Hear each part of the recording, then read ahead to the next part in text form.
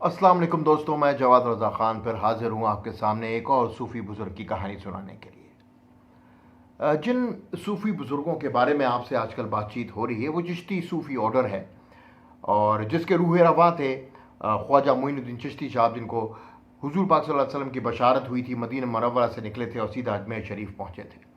उनके बाद इस चेन में आए थे कुतुबुद्दीन बख्तियार काकी साहब, किर्गिस्तान के रहने वाले, और वो उसके बाद उन्होंने जिनको मसनद पे बिठाया, सक्सेसर बनाया अपना, वो थे बाबा फरीद गंज शकर। बाबा फरीद गंज शकर के बाद बहुत बड़ा दर्जा रखा था औलिया कराम में निज़ामुद्दीन औलिया साहब, और उनके बाद नासिरुद्दीन चिराग देहलवी। ये पांच सूफिया कराम में से तीन ऐसे थे जो दिल्ली में रहे और बाकी दो दिल्ली से दूर रहे। जो तीन सूफिया कराम दिल्ली में रहे वो किसी न किसी हवाले से पॉलिटिक्स में रहे, पॉलिटिक्स में इन्वॉल्व रहे, कुछ हुक्मरानों के साथ रहे और मदद की उनको, और कुछ हुक्मरानों के अगेंस्ट भी रहे। लेकिन दो सूफिया ऐसे थे जिन्होंने पॉलिटिक्स में बिल्कुल इन्वॉल्व नहीं हुए। वो ख्वाजा मोइनुद्दीन चिश्ती साहब थे और पाकपटन के बाबा फरीद गंज शकर। जनरली दिल्ली की सल्तनत को और दिल्ली को इस्लाम सेंट्रिक बनाने में, इसका एक इस्लामिक ट्रेडिशन, इस्लामिक कल्चर को ओवरऑल इवॉल्व करने में चिश्ती सूफी ऑर्डर का बहुत बड़ा हाथ है। एक बहुत बड़ा उनका एहसान है कि उन्होंने एक टॉलरेंट माशरा तरतीब दिया because of this order.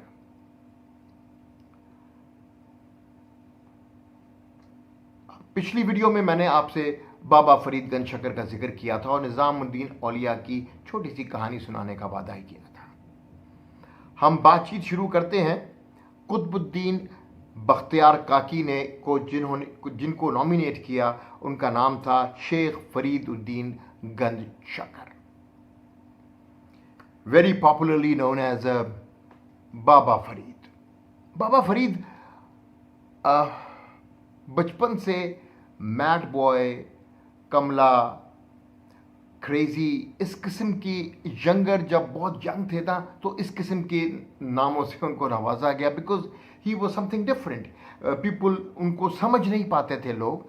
Baba Farid high IQ के हामिल थे और बहुत सारी बातें वो कर जाते थे जो इंट्यूटिव थी उस ज़माने के हिसाब से, लेकिन लोग उनको कमला, क्रेजी, मैड बॉय के नाम से याद रखते थे। एक और ख़ास बात जो थी बाबा फरीद की पोइट्री की, कि बाबा फरीद की पोइट्री गुरु ग्रंथ साहिब के अंदर है, यानी गुरु ग्रंथ साहिब का पार्ट है बाबा फरीद की पोइट्री।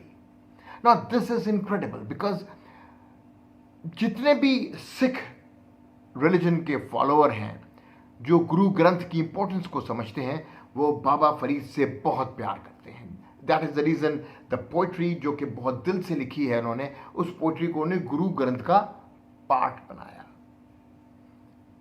सिख जहां पर भी हो, चाहे वो इंडिया में हो, चाहे वो पाकिस्तान में हो, चाहे वो यूके में, कनाडा में, अमेरिका में, जहां भी हो, बाबा फरीद गंज शकर की बहुत रिस्पेक्ट करते हैं।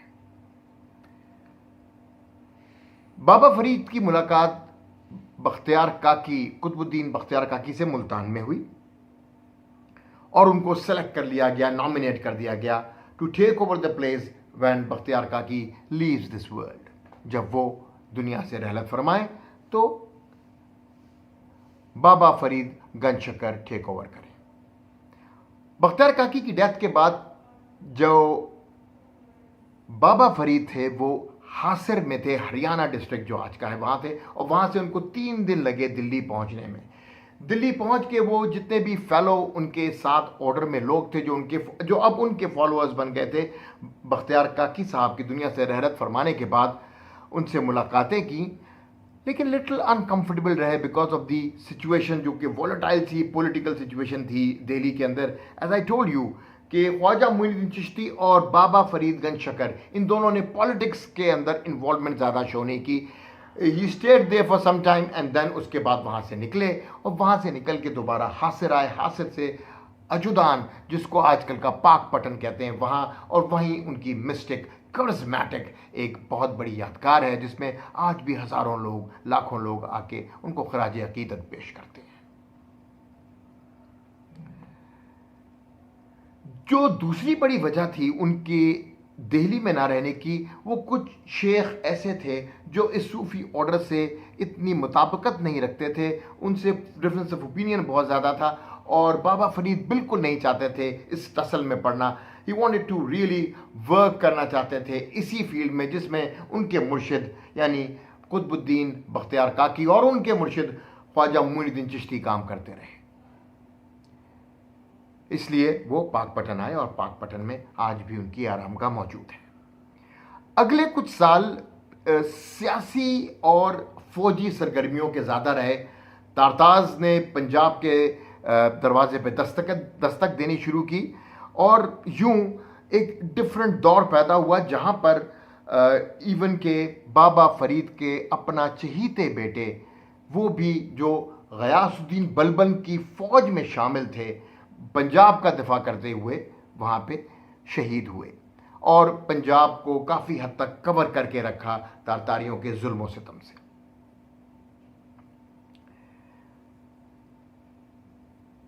सुल्तान और चिश्तियों का ताल्लुक जनरली बहुत ही डिफरेंट रहा डिफरेंट एरा में, लेकिन आज भी दिल्ली में हजारों, लाखों, करोड़ों लोग विजिट करते हैं निजामुद्दीन औलिया की दरगाह पर। उनको बहुत ज़्यादा करीब माना जाता है उस फिक्र के जिसको टॉलरेंट फिक्र कहते हैं, लेकिन उसके साथ ही वो हुक्मरानों में इतने मकबूल ना थे। बदायूं में पैदा हुए, अपने ख़ानदानी जिम्मेदारियों में एक उनकी बेवा माँ थी और एक सिस्टर, जिसकी वजह से मदरसे से तालीम हासिल करने के बाद वो किसी सरकारी पोस्ट की तलाश में थे, काजी बनना चाहते थे। वहीं पे उनकी मुलाकात बाबा फरीद के छोटे भाई से हुई। बाबा फरीद के छोटे भाई ने जब उनका आईक्यू लेवल, उनकी बाकी चीज़ें देखी तो वो उनको लेकर पाकपटन आ गए। पाकपटन में जब उनकी मुलाकात हुई, बाबा फरीद गंजशकर की मुलाकात निज़ामुद्दीन औलिया से हुई, वो हैरान हो गए उनकी अक्ल और उनकी बातें सुनकर। उन्होंने इमीडिएटली उनको अपनी शागिर्दी में लिया और यकीन कीजिए बहुत ही थोड़े दिनों बाद अपना सक्सेसर भी डिक्लेयर कर दिया। निज़ामुद्दीन औलिया एक बहुत ज़बरदस्त शख्सियत के हामिल थे। उन्होंने हमेशा जो हाकिम हैं उनके साथ भी कोई इस तरह का सलूक नहीं रखा कि जैसा कि लोग एक्सपेक्ट करते हैं कि जी हाकिम के साथ एक आम रियाया का सलूक कैसा होना चाहिए। He was not in the good books of उस ज़माने के जो लोग थे उनके साथ। ख़ास तौर पे एक बड़ा मशहूर वाक़या है गयास तुगलक का। गयासुद्दीन तुगलक बादशाह था उस वक्त का।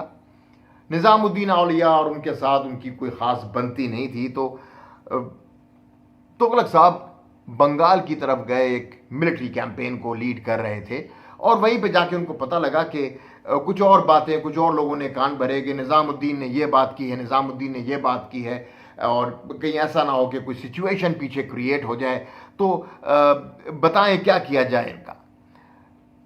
बादशाह वक्त जलाल में था। बादशाह वक्त ने कहा कि मैसेज दो निज़ामुद्दीन को कि वो इमीडिएटली दिल्ली छोड़ दें। उस वक्त एक बड़ा खूबसूरत जुमला निज़ामुद्दीन औलिया के लबों से निकला जब उनको ये पैगाम मिला कि बादशाह वक्त ने कहा है कि जल्दी से निकल जाओ, दिल्ली से दफा हो जाओ।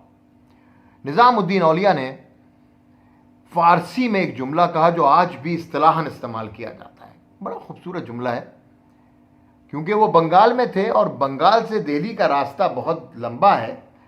निज़ामुद्दीन औलिया ने इस पर कहा, दिल्ली दूरस्त, बंगाल से चलेंगे, यहां पहुंचेंगे, दिल्ली दूरस्त, दिल्ली बहुत दूर है। यानी इस्तिलाहन उसको अब इस तरह इस्तेमाल किया जाता है कि जो काम मुमकिन नजर नहीं आता, यानी उनका दिल्ली से निकलना, तो उन्होंने कहा दिल्ली दूरस्त, आजकल भी ऐसे ही कहा जाता है, जो काम समझा जाता है कि यार ये काम नहीं होगा तो कहते हैं यार दिल्ली दूर है।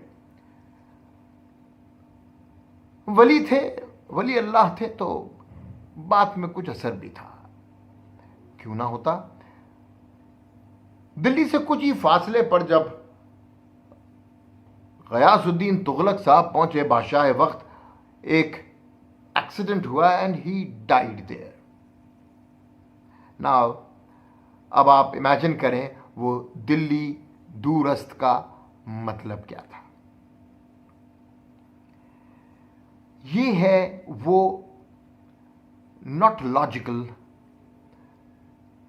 बट वेरी कॉम्प्रिहेंसिव सूफीज़म की बातचीत जो मैं आपको अपनी 15वीं 16वीं वीडियो में समझाता हूं और बताता हूं कि it is beyond logic, it is beyond comprehension of a common man. आम बंदे को ये बातें समझ नहीं आती और शायद कभी समझ आएंगी भी नहीं, क्योंकि ये औलिया अल्लाह, वली अल्लाह, अल्लाह के दोस्त समझना जरा मुश्किल काम है। अगली वीडियो में आपको नासिरुद्दीन चिराग देहलवी के बारे में भी कुछ बताऊंगा और एक और बड़ा मजेदार किस्सा सुनाऊंगा आपको जहांगीर के दरबार का। वो भी बादशाह वक्त एक मुगल एम्परर थे। इन बातों को दोस्तों इस पैराए में लीजिएगा कि जो भी कोई इस दुनिया में आता है और वली अल्लाह से उसकी मुलाकात होती है, किसी ना किसी तरीके का फैज़ वो लेके जाता है, चाहे वो उसके लिए नेगेटिव हो, चाहे वो उसके लिए पॉजिटिव हो। नेगेटिव उसके लिए जो नेगेटिव वाइब्स खुद जनरेट कर रहा हो, वली अल्लाह के लिए। हर दौर में हुक्मरानों के साथ मिलके कभी वली अल्लाह ने काम किया और कभी उनके मुखालिफ होकर भी। याद रखिए, वली अल्लाह है, अल्लाह के दोस्त हैं, तो अल्लाह तो तरफदारी उन्हीं की करेंगे। मेरा चैनल ज़रूर सब्सक्राइब कीजिएगा ताकि आप लोग मेरी ये छोटी छोटी कहानियाँ सुनते रहें। Thank you.